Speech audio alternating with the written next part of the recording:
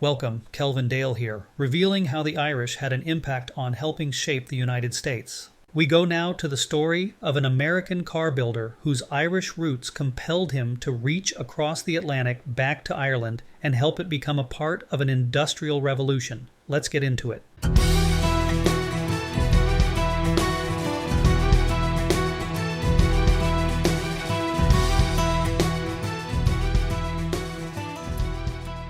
Henry Ford was born near Dearborn, Michigan, on July 30th, 1863.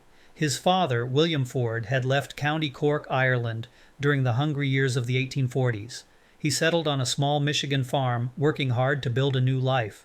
William was practical and cautious, not entirely sure what to make of young Henry's fascination with machinery. His mother, Mary Littagott Ford, became an orphan early in life after her biological father's accidental death. Patrick O'Hearn and his wife, Margaret Stevens, raised her as their adopted daughter in their home near Dearborn, Michigan, after the couple emigrated from Ireland. Unlike Henry's father, Mary encouraged Henry's curiosity and patience with all things mechanical. When she died in 1876, Henry was only 13, and her loss changed him deeply. Later, he recalled that it was his mother he loved about the farm, not the farm itself. As he grew older, Ford apprenticed as a machinist in Detroit, where his mechanical intuition set him apart. He did not invent the automobile, but he would soon change how the world built and used it.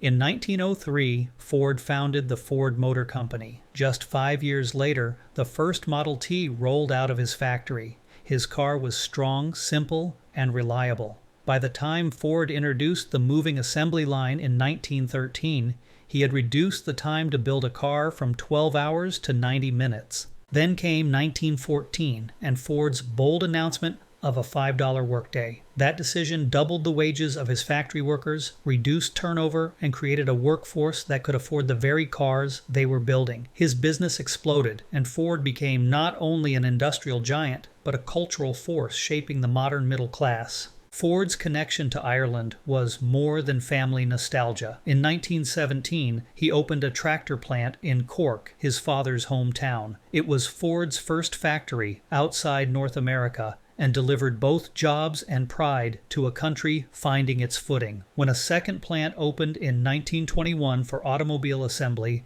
Ireland welcomed Ford as a returning son.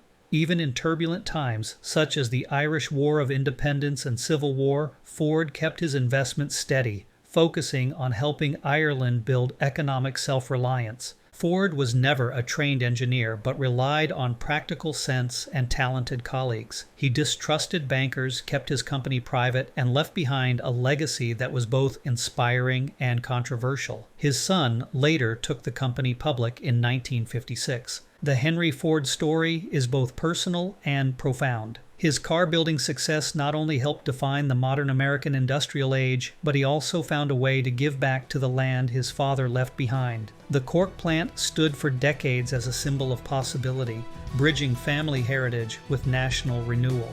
Where did this trail of discovery take us? It led from Irish farmland to Detroit's assembly lines to global industry. Ford's life proves that innovation and heritage can shape not only a man's destiny, but the world's direction. Thanks so much for watching. If you are Irish, your roots are from Ireland, or would like to be among the honorary Irish, you're at the right place. Please take a moment to like, subscribe, click on the notification bell, or even leave me a comment. Until next time, keep that Irish twinkle in your eye.